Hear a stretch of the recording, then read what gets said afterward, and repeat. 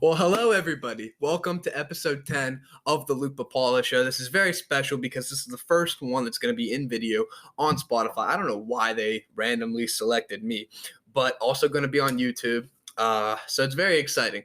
But I'd like to welcome everybody. This is BigHot. I'm sure you've seen a bunch of his stuff. He does like reviews for shoes. He does shoe cleaning. He does pretty much every music. You find him on YouTube. You can find him on Spotify and really any other platform, right? Correct. Yeah. And thank you for the introduction. Yeah, man. You're wondering about why Spotify selected you. I mean, you make good content, so I appreciate it. Why not I appreciate it, man. give you the video credibility? Yeah, well, why not? Well, here we go. We'll see if it works.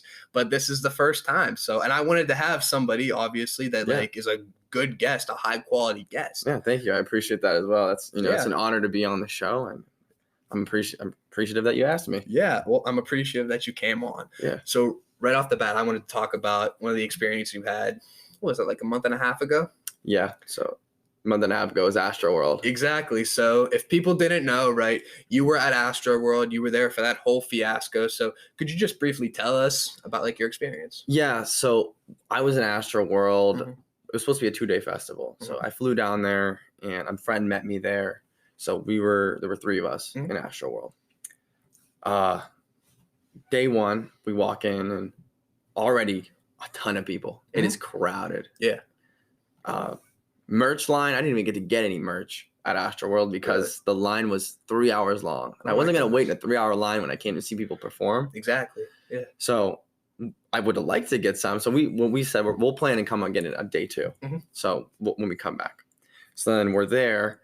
And really when the action went down, I'm pretty sure that's like what you're going to go for is late in the night when Travis's set came on. Mm-hmm. So everything was fine. It was crazy during the day. But when Travis came on to perform is when there was the chaos and what you heard and what you saw in the news and everything like that.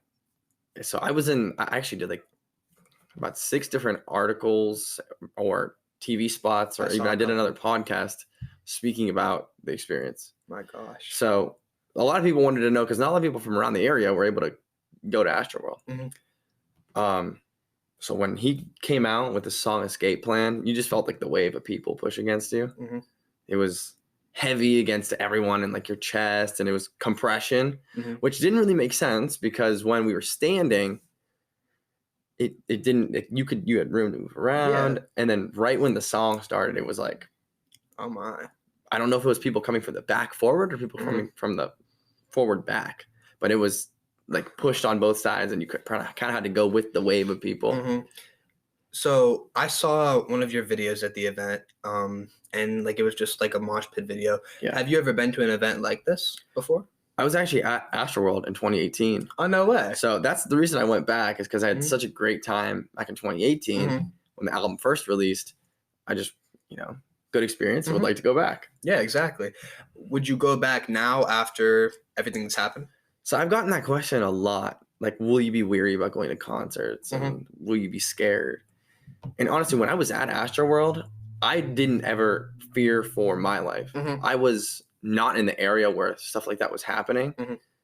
So going forward, there's always going to be a fear for anyone that's going to happen at a concert now.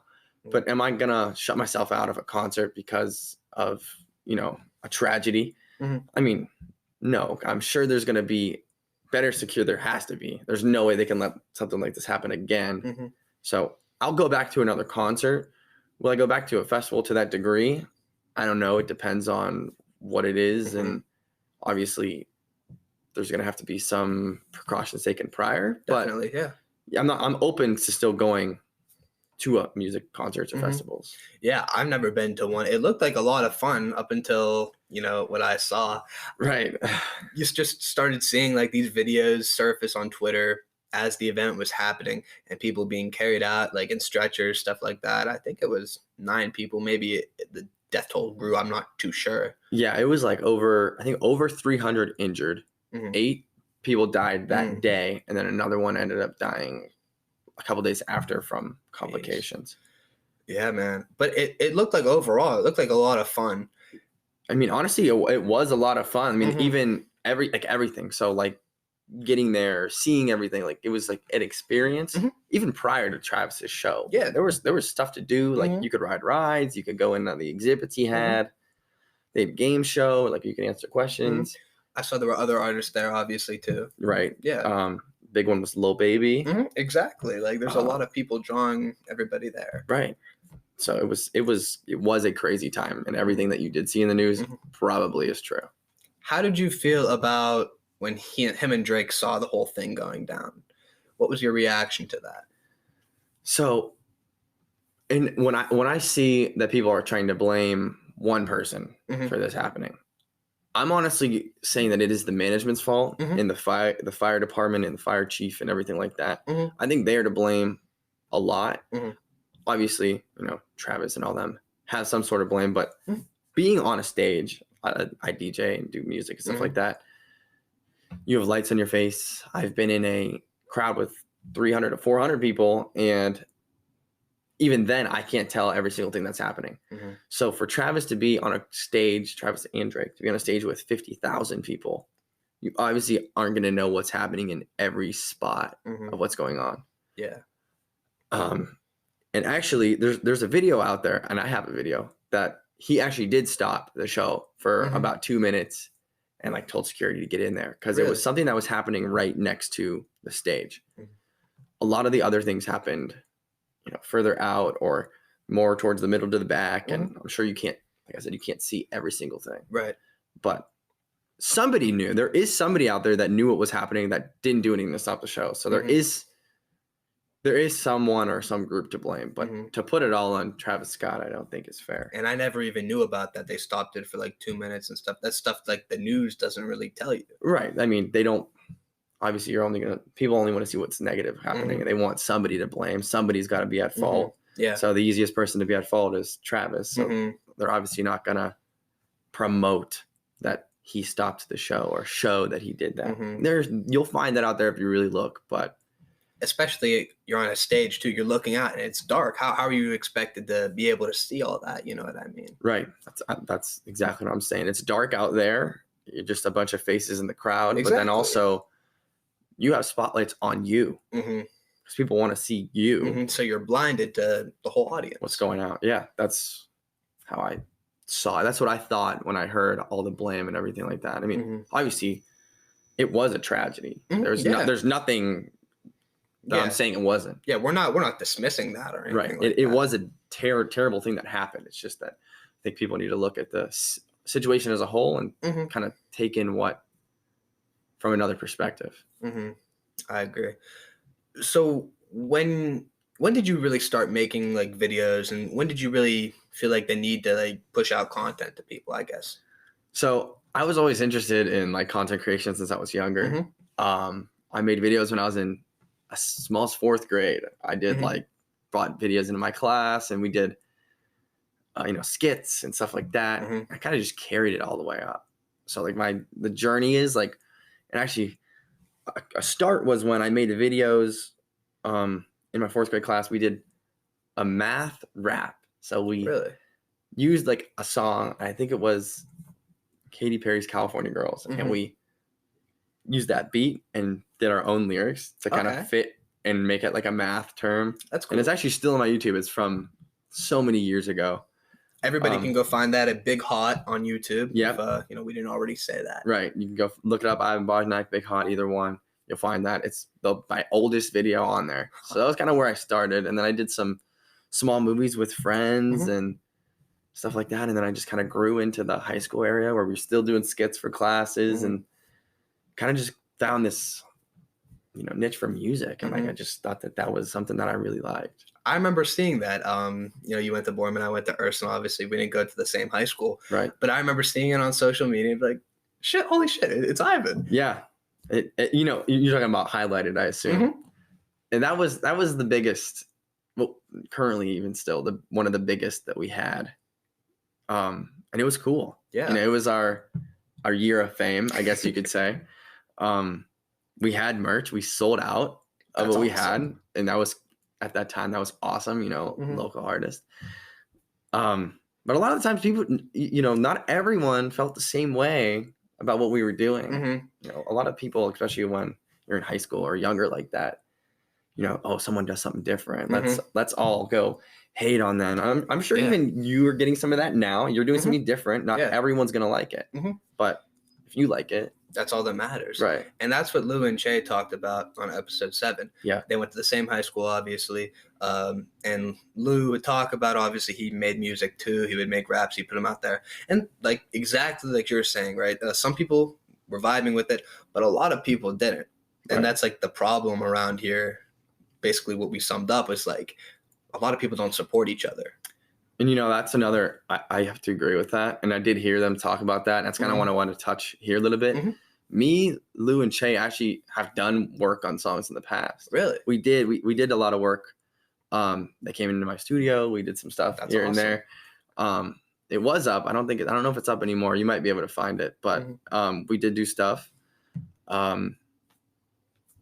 They're good guys, and Yeah. it's supporting of each other. So like Exactly. they saw that they did music, I did music. We both had our own groups or platforms, and just bringing those together is, awesome for the area. Because then you bring each other up. Like I came here to help you, and you came here to help me, and we can kind of go off each other.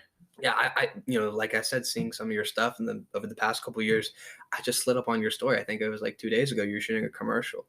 Was that a commercial?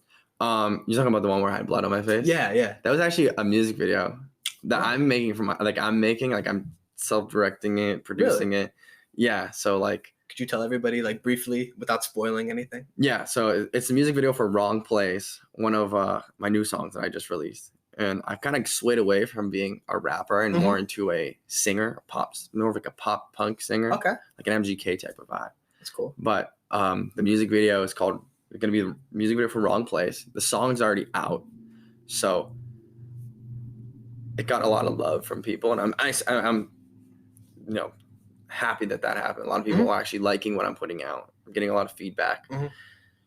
So what always made me pop off was the music videos. Like Highlighted would have never been what it was without the video. I remember it was great. People want to see visuals, even if at that time, cheesy visuals, not the best, but it was different. We never did anything like that. So what I wanted to do for this is make it different. There's scenes in it where I have blood in my face because it says my head's in the wrong place. Like when I think about you. So obviously trying to get people to relate to that. People when they have, bad thoughts or are in a bad time because of a relationship or just something else that they're going through. I'm trying to visualize that and show people that within the video. So that's where I'm at. That's where I'm at with it. Well, based on the detail, I think a lot of people are going to appreciate it because that looked great. I did all that makeup myself. It's going to be really, really cool, especially when I'm able to get that one out. Well, like I said, I was convinced that like, oh shit, what happened? Right. I got a lot of messages saying like, yo, did you get beat up? Like, I'm like, no, it's just I was just on my shoot doing a video. So yeah. That's awesome, dude.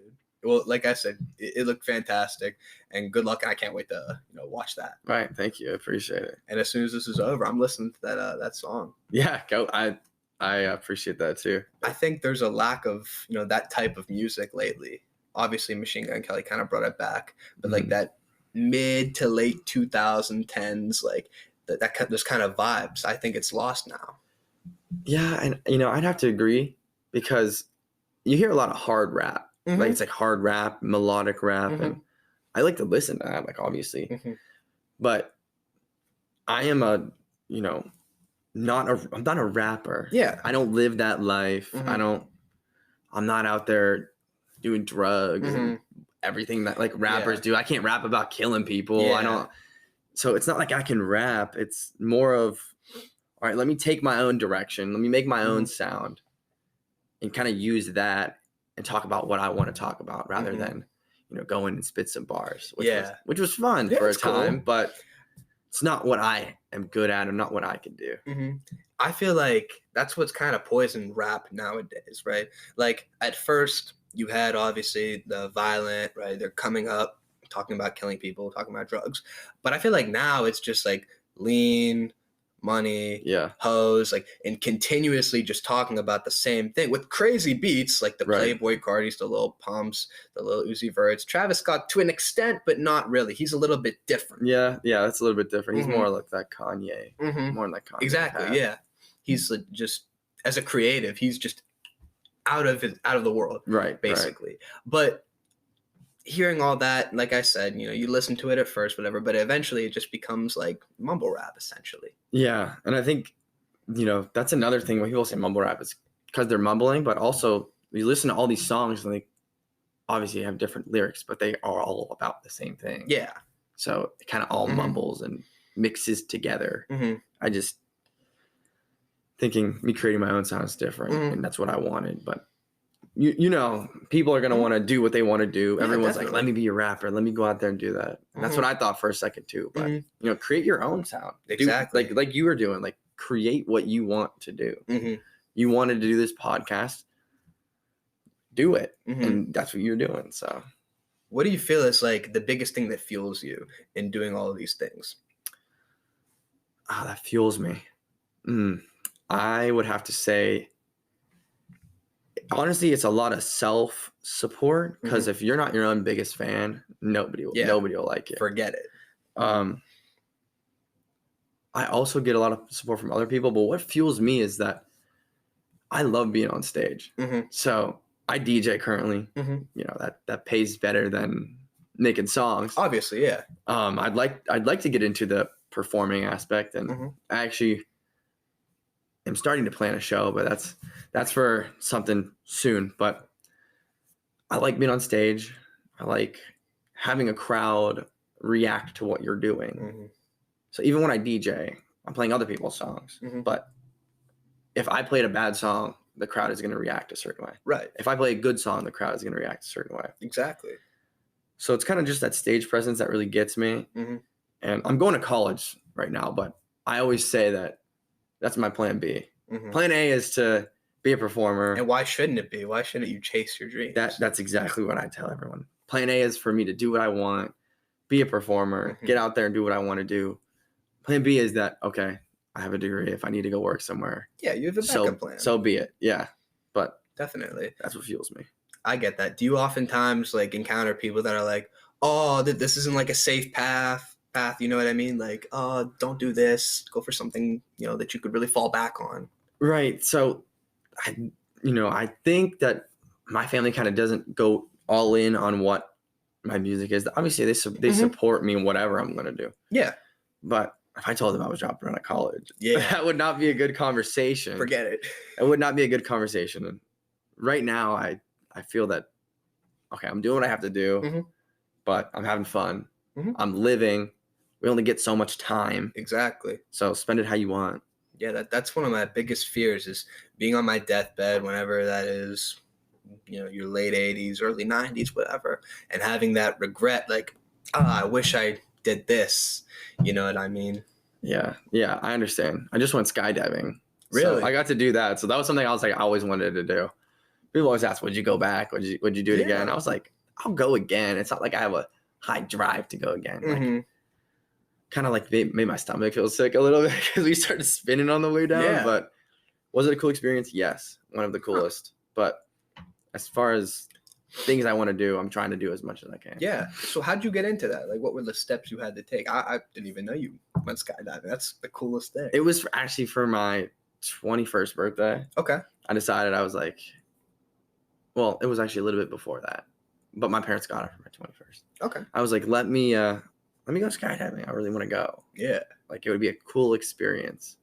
Something that not a lot of people get to do and something that a lot of people are afraid of. So I was like, might as well do it. I'm only, like I said, we only have so much time and I want to spend my time doing anything I can. Just get more experiences. You're only here once. You only live once. You are here once and only live once. Yeah. That's awesome. I always felt like I would have to, because I think that's a fear of mine is like skydiving. I've always thought that I'd have to conquer that fear. You know what I mean? Yeah. At some point in my life. I know maybe it sounds stupid or whatever, but I want to be able to do that at least once in my life, like you said, because you're only here once. Right. And I would actually, if you're afraid of heights, like I'm not a big fan of like heights. But like if I'm by like a tall building, I don't like being by the edge. Yeah, right. But if you are thinking in your head, I want to do it, just go out and do it. Mm-hmm. You're not gonna regret doing it. Mm-hmm. It may be terrifying, you may be scared, but Mm-hmm. and that's for anything. Mm-hmm. Just do it. Mm-hmm. I know that's like that's Nike, but like just go out there, and if you want to do it, you're like, okay, maybe I want to skydive, but am I afraid? Yeah. Go and jump out of that plane. Mm-hmm. I found that chasing that uncomfortable feeling in your life, at least so far, it pays off 100% of the time. Yeah, I have to agree. It's risk reward. The higher the risk, the bigger the reward. So yeah, and I like all these things that we do. Like, I'm sure when you were 10 years old, did you ever think that you were going to be making music videos and stuff like that? Not when I was 10 years old, no. But my dream when I was young was to be a director. Okay, so I mean, I guess it kind of goes along that way. Did I think music videos? Not necessarily, but I guess it was always that kind of creative aspect. That's kind of where I'm at with it. Yeah, doing something creative. You never know like where your dreams will take you. You're right, and it can change. So for anybody out there who's young or who doesn't know what they want to do, you will find it. As you do more things, as you experience more experiences, you'll find what you want to do. Yeah, definitely chase that uncomfortable feeling for sure. Yeah, 1000% of the time, it will always pay off. That's a great way to say it. Yeah, exactly. We're gonna cut real quick. We are gonna get a word in from our sponsors. We'll be right back. What's going on, everyone? I'm so glad you're listening to or watching the show. But before I let you go, I have one question for you. Do you want to support me? And no, honey, I'm not talking about emotional support. I'm talking about supporting the Luke Papala Show. How can I do this, you may ask? Well, lucky for you, I have the answer. In the description section of the show and under each episode, you'll find a link that says support this podcast. What you're going to do is you're going to click on that link. From there, you'll be able to become an official supporter of the Luke Papala Show for as little as 99 cents a month. That's right. Can you afford that $10 Starbucks coffee that you get 5 times a week? Yeah, I thought so. Then you can afford to support me for 99 cents a month. Can you afford the 20 packs of cigarettes that you buy multiple times a week? Yeah, I thought so. Then you can afford to support me for as little as 99 cents a month. Can you afford those 12 packs of condoms that you purchase multiple times a month to either use for your partner or practice putting on yourself? Yeah, I thought so. Then you can afford to support me for as little as 99 cents a month. So what are you waiting for? Become an official supporter. It'll be much more fulfilling than the 3 things that I just mentioned. Thank you and enjoy the rest of the show.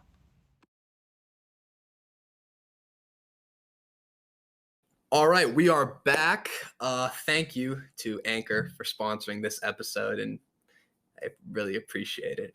So all right, man, we've known each other for a bit. I remember, when did you start doing Cub Scouts? I did Cub Scouts when I was in kindergarten or first grade. Okay. I think it was kindergarten. Yeah. So we met in kindergarten. We were in the same troop for Cub Scouts. It was great. Yep. It was like a group of like what, 8, 9 of us? Yeah, there were 8 or 9 of us. And a lot of those people like still are around here. Yeah. Like, I know a lot of guys. The only one that really isn't around here is Alex. Yeah. So he's in Vanderbilt right now. He's a smart kid. Yeah, he was valedictorian of our class.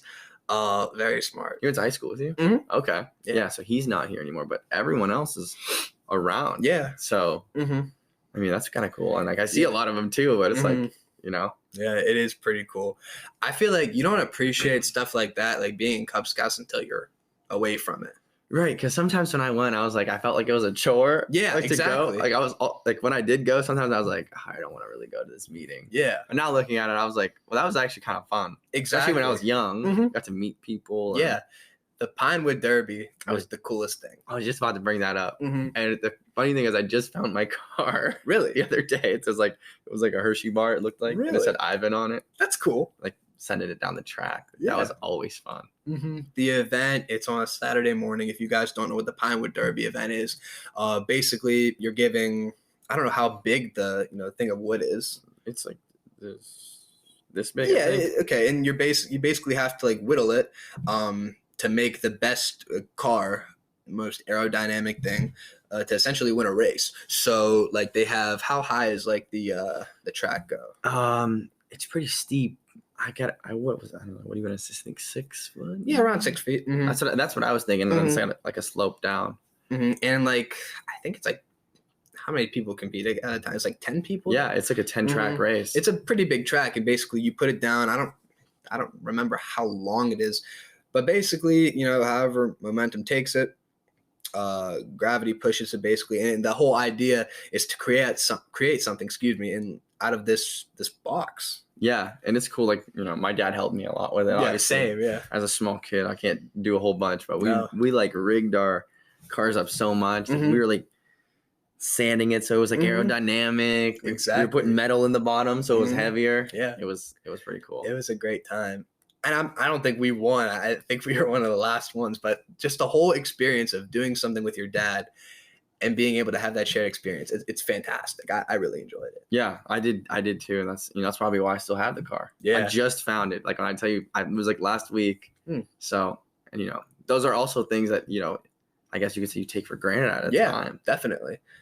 And then you look back and you really appreciate it. Right. I would have to wholeheartedly say that I'm with you. Yeah, man. It's like that for a lot of things. Like for me, for example, I used to like love Christmas. And obviously it's back when like, you know, you believe in Santa and stuff like that. Spoiler alert, if anybody still does believe in Santa, he's not real. He is if you believe. Yeah, if you believe in him. If you believe. I don't believe. Well, there's always magic in your heart. Keep it in there, and you will always have that Christmas feeling. Take it from Ivan. Obviously, he does, and I still like Christmas too. But I feel like when we were younger, having that perspective, like, oh, Santa's coming and stuff like that, it felt like Christmas as a whole was better. And then you look back and you think, wow, you know, really had it good. Yeah, I mean, I have to say, I agree with that too. And I think a lot of that is just, you know, oblivious as a child, or like a child's innocence, or like bliss, I guess. Because you don't know a lot of things. You don't know a lot of the bad in the world. Right. You don't know everything that happens. You're just a kid growing up. Yeah. Going to school, seeing your friends. Exactly. That's what we were doing at that time. I feel like we grew up in like the last perfect time. It was like right before social media, but then 5th, 6th grade, Instagram, Facebook came up, and everybody started to get their phone. I think I got my first phone in like 6th grade. And so like we had like this pure childhood before all this stuff started to happen. I remember when I got my phone. I got my phone when I was in 7th grade. Okay. But until then, like I had an iPad. Yeah. So like I think from like 5th to 7th, I had like an iPad that I messed around on.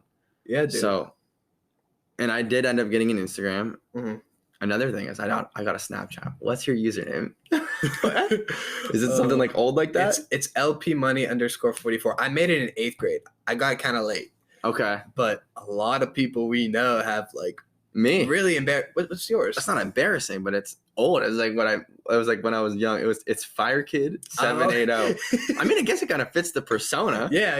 From Fire Kid to BigHot, but I mean, but you kind of predicted your own success. I saw it coming, so that's cool though. But yeah, that was you know what I mean? You think, you're like, okay, if I knew I was never going to be able to change it, I would make it something different. Exactly. And there should be a setting where you could change it. I know. I wish they had that setting. Me too.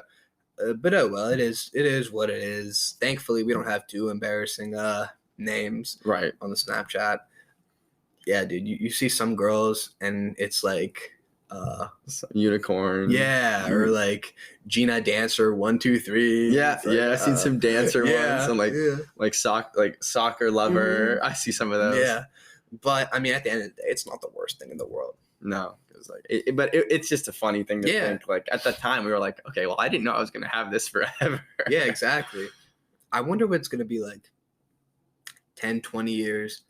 Like, are our kids, if we decide to have kids, are they going to be able to like see all of our old stuff, all of our old accounts? And like, are there going to be classes? This is one of the things that I wish, people taught in schools, right? The ability to like deal with social media in the real world, because you see a lot of unrealistic expectations with girls especially, but some guys, right? There's filters and then they Photoshop stuff. I guess you could say with guys too. And then you put out that unrealistic expectation of people. And I know a good amount of girls that like have felt this. And I feel like there should be something to educate people on like this isn't real and how should we truly deal with social media to like decrease the amount of mental health problems. And I think that's a bigger problem in itself. So you talked about just seeing what's on social media and like kind of dealing with it, but it could be a class, but encompass way more than that. Yeah. So like there is like cyberbullying is huge, especially with that middle school to beginning of high school era. And a whole bunch of other things. How about explicit pictures during that time? Yeah. People, you don't think about it when you're young like that, but that could mess you up. Yeah, that could not be good. So I think that there should be some type of information or maybe a class that would help you with that. A class is just an idea, but there has to be some kind of precaution that you put in place for kids to deal with it. I agree. I mean, there's no clear-cut answer because it's a new thing. Yeah. You figure the iPhone only came out like 2008. Yeah. And now, so you figure social media came out, had to be at least 2-3 years after. It was like around 2010, 2011. Yeah. So we haven't had it that long. Yeah. So it's a new idea. I'm just so glad we didn't have it when we were like in 2nd, 3rd, 4th grade. Right. 5th grade. I mean, you see some of these kids that are like young and they're on the iPad. They're like, they know how to maneuver technology better than my grandparents. Yeah.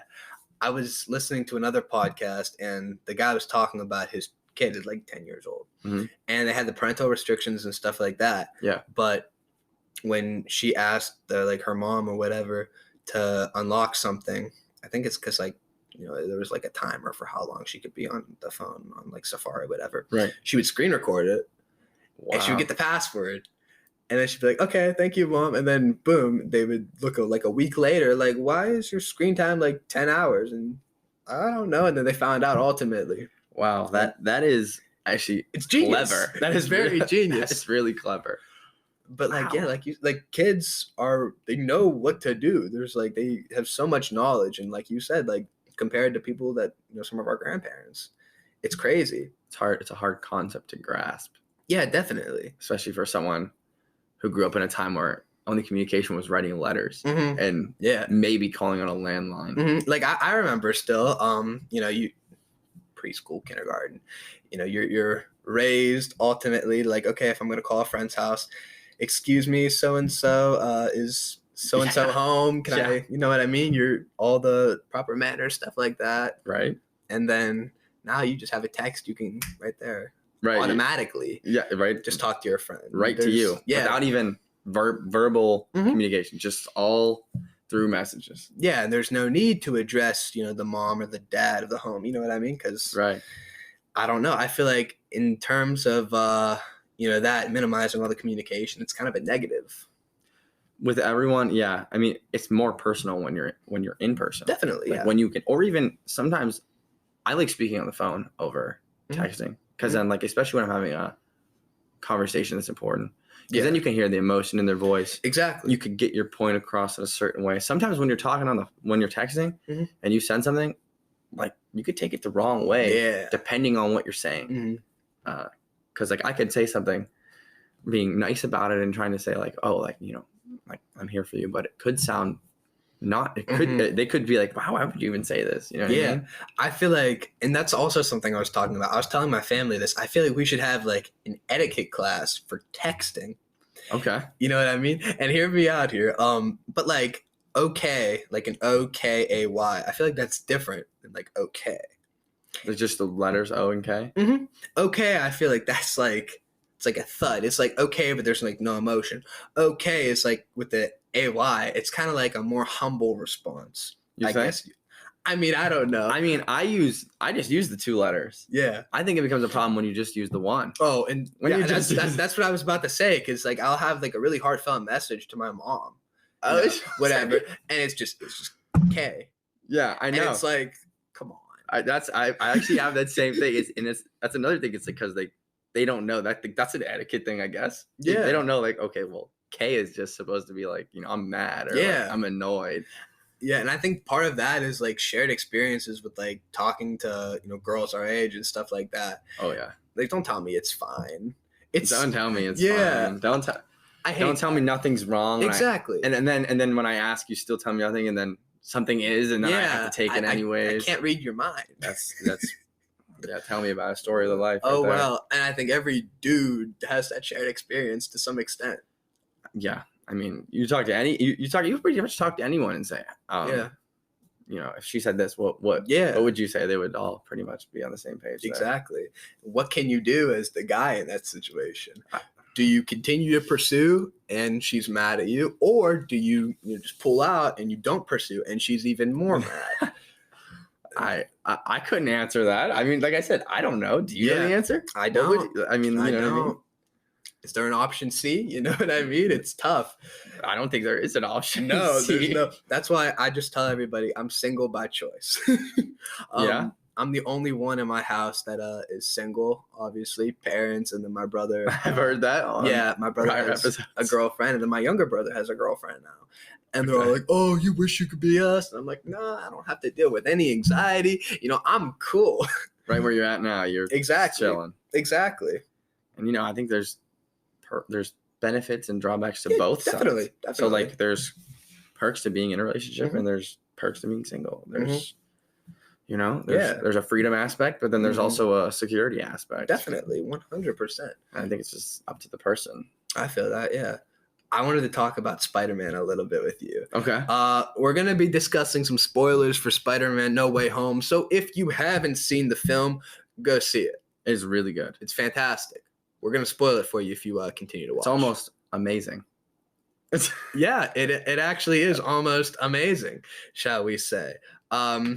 But yeah, all right. It's pizza time. I think we've been in the buffer zone a little. We're good. So yeah.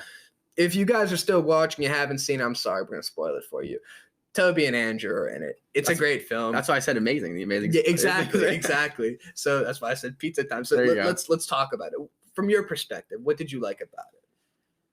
I thought like the attention to detail that the Marvel, I think Marvel and Sony came together great, because Spider-Man's a Sony character, and I think that they came together great to create this just amazing film. But if you pay attention to a lot of the details in the current one versus the two past ones, they got a lot of the things right. So like the chip that they had in Doc Ock's neck, where like the pins went in. If you saw the original, it was like the same thing, and then they just kind of brought it back over. It looked really cool. Like, what was something that you liked, like specific? I like that they finally, gave Peter like a true origin story, I guess you could say. Tom Peter. We'll refer to them as like their regular names, obviously. Yeah. So Tom. When his aunt died, when Aunt May died, obviously. Right. And you finally heard, with great power comes great responsibility. Yeah. I think that's something that a lot of Marvel fans, specifically like the fans of like Toby and Andrew, criticized about the new MCU version of Spider-Man. Yeah, because he didn't have a true origin story. They referenced the spider bite like once or twice, but in terms of like his mentors, it was Tony Stark, and then after Iron Man died, obviously it was Doctor Strange. So you never had an Uncle Ben in there. They kind of like glossed over that, and I get it. They didn't want to like have another origin story, the same tired thing, but at the same time, it wasn't truly Spider-Man because other people were fighting his battles with him too. Right. And, I think he kind of now, the way that they ended it, he's going to make his own identity. Yeah. Because when he started, he was pretty much right with the Avengers right when he started. Yeah. Like, he was an Avenger. He was fighting with them. A lot of his battles, he was aided by the Avengers. But now that nobody knows who he is, it's going to change. It's going to change. He's going to have to create his own person. Definitely. And I'm so excited about that. I know. I'm excited about that too. And actually, you stay for the end credits? Oh, of course. So Venom how about is now an MCU character. No, I want to talk to you about this too. What do you think he's going to do? And I want to talk to you about all the Spider-Man stuff, because I saw you had tickets and stuff like that. Yeah. And so I could go on for hours about this. But Do you think he's going to attach to Flash Thompson? Because there's no Eddie Brock in the MCU. Obviously, you know, he's going to attach to Tom eventually. Right. But like, there's, I don't know if you're familiar with like the Agent Venom storyline and stuff like that. Yeah, I want to see that too. What do you think? I was going to say that was going to be my first guess. I was going to say Agent Venom is going to be one of the ones they open with because that's an important one. Yeah. And I feel like a lot of people are yearning to see that. I don't know about Flash Thompson. I don't think it's going to go to Flash Thompson. You don't think? No, but I think there's going to be, I would say Agent Venom, but then I'm also going to say they might put a twist on it and put in Venom with the Raptor, the Vulture. He's still alive. That would be sweet in the MCU. That's the thing. There's so many MCU villains for Spider-Man, but like they never even touched on it because they didn't need to. They had all the other Sony ones. Because Vulture was in the first one, and he's still alive because he's in the trailer for Morbius. Which I don't know how that's gonna go. No, I don't either. I don't know how that's gonna go. Yeah, but I'm thinking Venom's gonna kind of go that route. But I'd say Agent Venom is gonna be one of they're gonna focus on that one. That would be so sweet to see that. It would. It would be awesome. There is a storyline in the comics, which is why I said Flash Thompson. Although this one's kind of different because traditionally Flash Thompson is a violent bully. You know, very physical, like I said, beats people up. But this one, it's kind of like a softer kind of bully, kind of like a guy who's just a jerk. Yeah, I can't see, at least in the current MCU, Flash Thompson beating up. No, Tom Holland. No, exactly. Which is why you're probably right. It's not going to be like that. But like in terms of all the villains, I would love to see on Vulture. That'd be sweet. Yeah, that would be cool. And there's two things about this film I want to touch on. For one, my favorite part in the entire film is at the very end where Electro was shocking Andrew Garfield and Tobey Maguire, and Doc Ock comes up and saves both of them. Yeah, just showing the character development that he was able to change. Yeah, and like change himself. I cried at that. That was really good. How many times did you cry? I cried 6 times. Only 2. Really? Only 2. Yeah. I mean, only 2. And I'm also happy that they didn't kill off Tobey Maguire. I was hearing rumors, and dude, as soon as for everybody that saw, obviously Tom Holland, the Green Goblin killed Aunt May, and Tom Holland wanted revenge. At first, it looked like a pretty even kill fight. Then all of a sudden, Tom goes crazy. He was beating the shit out of him. Yes, continuously. Finally, he gets the glider, and he's about to stab him and kill him, really. And all of a sudden, Toby comes in, and he catches it. Yeah. And he's fighting. And Tom goes harder. He wants to get revenge, and Toby forces him, to stop and really take in and understand that, like, you can't be this. To be Spider-Man, you have to put all of this stuff aside. You can't become the villain. Yeah. And then obviously Norman Green Goblin stabs him in the back. I was like, no, you can't do this. Can't kill him off. Exactly. Not when he just came back, but he ended up being fine, which was good. The whole movie, I didn't have any complaints. How about the Mary Jane scene? Oh my gosh. MJ? Yeah. Well, not Mary. It's Michelle something else. Her name's different. Michelle Jones Watson. But the same scene with that was, oh my gosh, cried at that. That was crazy. That was a moment. It was an emotional moment. That was really cool. I mean, everybody was kind of calling that too. Yeah, I heard that a lot. But the way they did it in the movie, I wasn't expecting. Neither was I. Because I was like, oh shit. Yeah. He was going. Exactly. And then, he jumped into action. I Garfield. thought they were just going to edit Tom Holland out and make it Andrew Garfield. But instead, they did all that. I know. Yeah. And it was crazy because, and I actually heard, so if you paid attention, I watched a lot of videos and do a lot of research after the fact. When they were on the roof of the school, he talked about, Andrew Garfield, Spider-Man, talked about how he had he turned into a dark past after Gwen died, which was the Electro movie. I heard rumors that they're going to make an Amazing Spider-Man 3 showing his dark past where Spider-Man is actually the anti-hero. Yeah. Where he goes out and actually kills. I would enjoy that so much. That would be such a good movie. Because we never really seen that version of Peter Parker Spider-Man before. Right.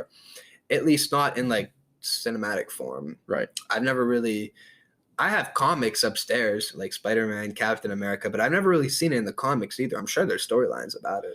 Oh yeah, Spider-Man going like rogue and stuff Mhm. like that. I Yeah. mean, and Andrew Garfield gets a lot of hate, but he's a really good actor. He's probably the best actor out of the three. Yeah, I just think he was put into a bad universe at the Mhm. time. Like some of the villains were weak, and Yeah. they didn't make the movies as good as they should have. But Mhm. he plays a damn good Spider-Man. Yeah, he's a tremendous actor. Obviously, my favorite Spider-Man's Tobey. It'll always be Tobey.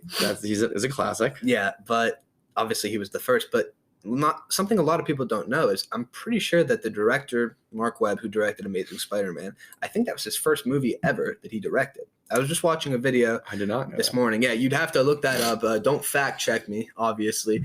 But I'm like 90% sure that was his first film. That's interesting. I mean, for a first film, I guess. Yeah, I think You it was killed it. it was a hell of a first film. But like you said, the situation that Andrew Garfield was put in, reading reports after he did Amazing Spider-Man 2, like he was done. The Hollywood machine just changed him. I'm surprised he even came back for this one. I think that he was speculative at first, but you can't do it without him. Yeah, definitely. I mean, his entrance into It was awesome. it was crazy. It was awesome. I didn't want to spoil anything. There were videos like, oh, this is how he comes in the movie. But I was like, no, I can't do I it. stayed off of social media because I got tickets for the Thursday night. Mhm. So Me too. yeah, I think did I see you there? I was there at 4:00. Okay, no, I didn't. I saw you at a different movie. Yeah, We were there, but yeah. no, I saw it Was later. it Venom? Yes, it I was think Venom. It yeah. was Venom. Yeah. Carnage. Yeah, I went and saw that one, but I went and saw Spider-Man at 11:30, I got you. and It was great. it was. I don't have any complaints. No complaints at all. It actually, believe it or not, it would surpass my expectations. Yeah, I think that it did for me as well, and I think a lot of people had high expectations for it, and if it didn't meet that, there would be a lot of hate behind it. But I've only heard people praise it. Yeah, give it exactly. Good. One of the telling things is like the Rotten Tomatoes score.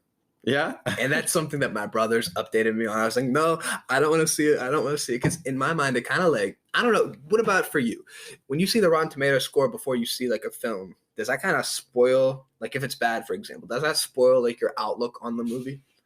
I try to not look at reviews, especially on movies as much. Yeah. Because like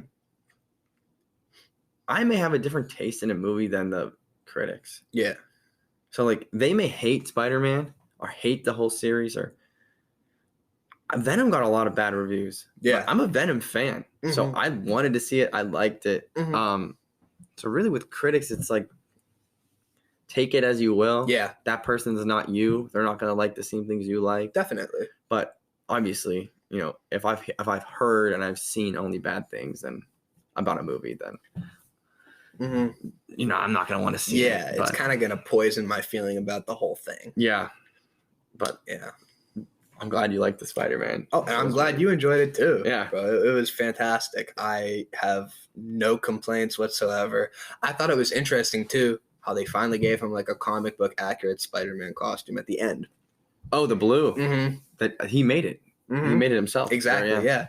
And a lot of people like there was like speculation on like why, but apparently it's because like the old suit never really remembered him because the nanotech. So he was forced to make his own thing, which that whole end part, the storyline, it was pretty heartbreaking to see that. Yeah, but as you just said, he had to make his own thing, which is what is going to like going forward is what's going to happen. It's the best move. He's going to have to make his own. He's going to be his own Spider-Man. Yeah, which is what all the fans wanted. Finally, we get that. Yeah. So we were talking in the break, obviously, about your little idea for a concert. Could you like kind of dive deeper into that? Yeah, so I was looking to hold like a show for like local artists, local bands, performers, or I know you like comedy, so even a comedian. Something of that degree because, like I said, we talked earlier about supporting each other. Yeah. I don't know every band around here, but I'm sure that there are a lot of bands. And if there are any artists or bands that are looking to get into the show realm, hit me up and we'll talk about that at the end. But it's all about like support. So a band such as, Spirit of the Bear got really big around here, if you know who that is. But they have a big fan base, or there are other bands around here and they have specific fans and I have specific fans, and we all go to one show. It brings both of those groups together. Definitely. Potentially creating more, support for your stuff as well as theirs. So it's all about that supportive mixture between everything. And especially in an area where like there's not much to do. Right. There's, what do you do on the weekends? Oh, I go out to the bar. Yeah. What else? I don't know. Bar hop. Go to a different one. Yeah, there's not a lot of stuff to do.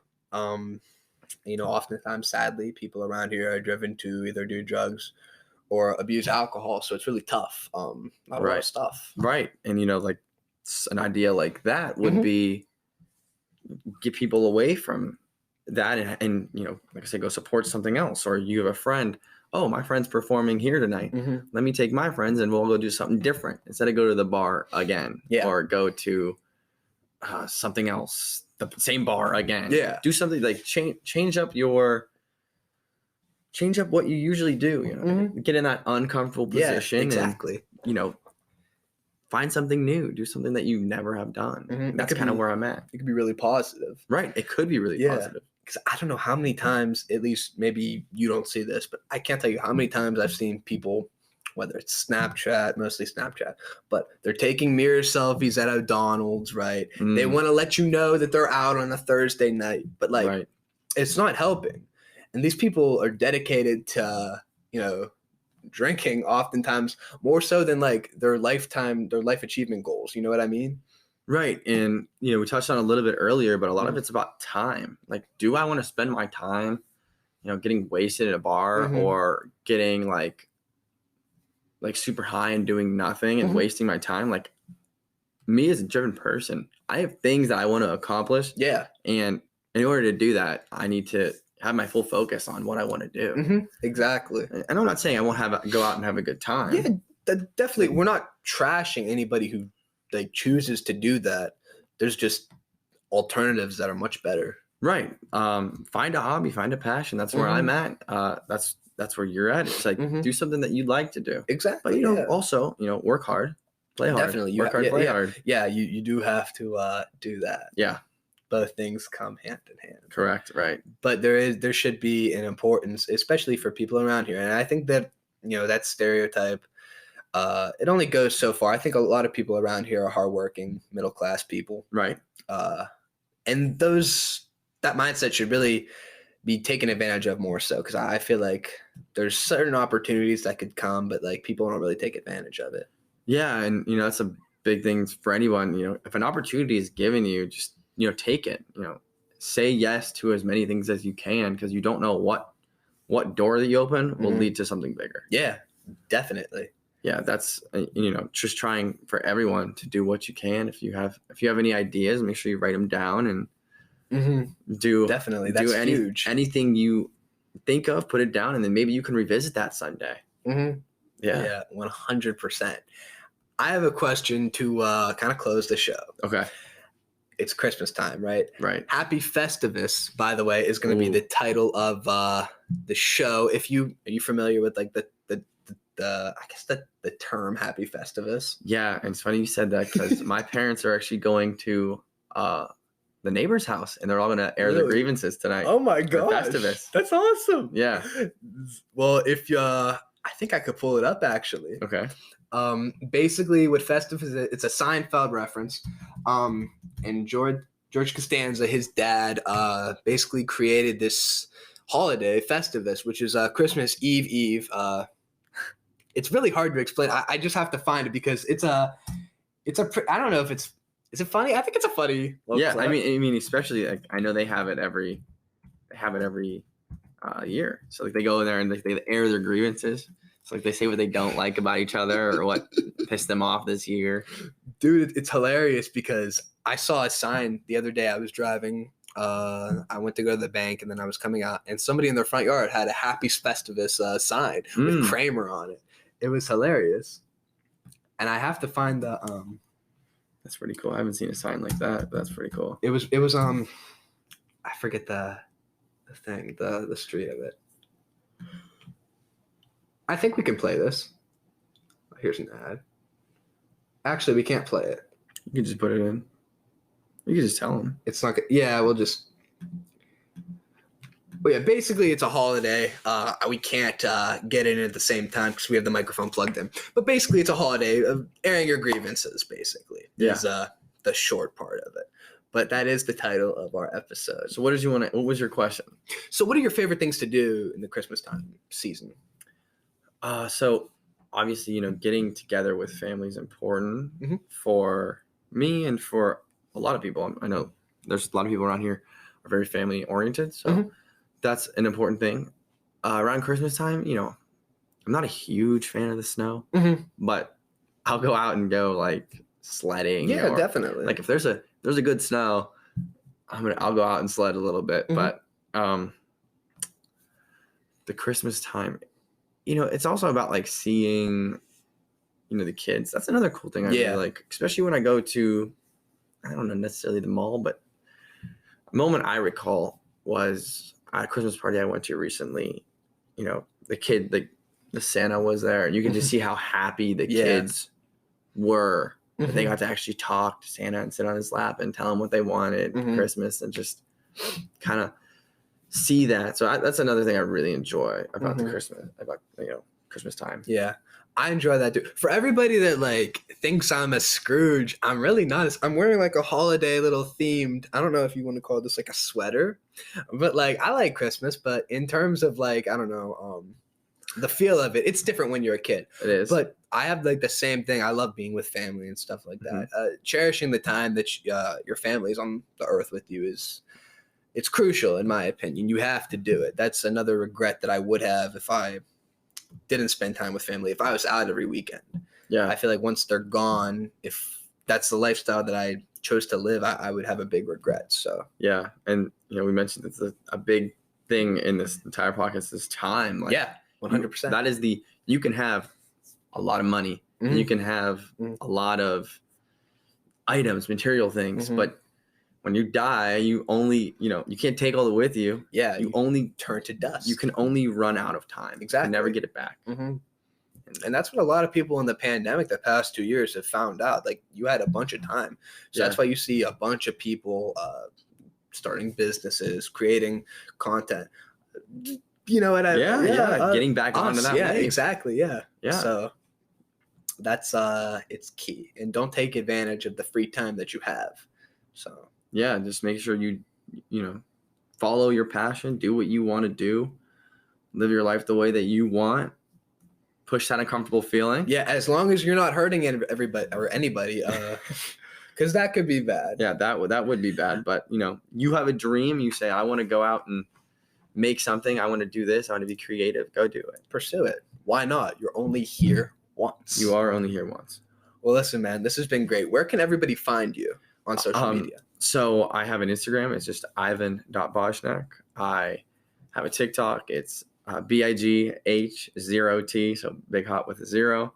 I'm also on all streaming platforms, Apple Music, Spotify, YouTube. As far as music, I'm also have a YouTube channel under the name of BigHot and Ivan Bojnak. A lot of stuff on there as well. I have merch, so that'll be coming out, releasing soon, new music videos soon, so we'll be updating you guys on when all that drops and stuff like that. We'll definitely be purchasing some merch as well. And we'll be rocking it on the show as well. Yeah, the show. So stay tuned for that. Like I said, any artists out there, feel free to hit me up because we will get something working. You said earlier TikTok. That's kind of in the works? Yeah, TikTok, I have it. But, when you blow up on TikTok, you blow up big. So just putting out things every so often to try and get those videos. Definitely. On TikTok, it's more about quantity over quality. So the more you put out, the better. Definitely. Well, all right, man. I appreciate you coming on. Yep. It's been great. Yep. Thank you. Hopefully I'll be back on sometime. Yeah. You will be welcome back with open arms. Thank you. 100%. All right, everybody. Have a Merry Christmas and Happy Festivus. Happy Festivus. We'll see ya.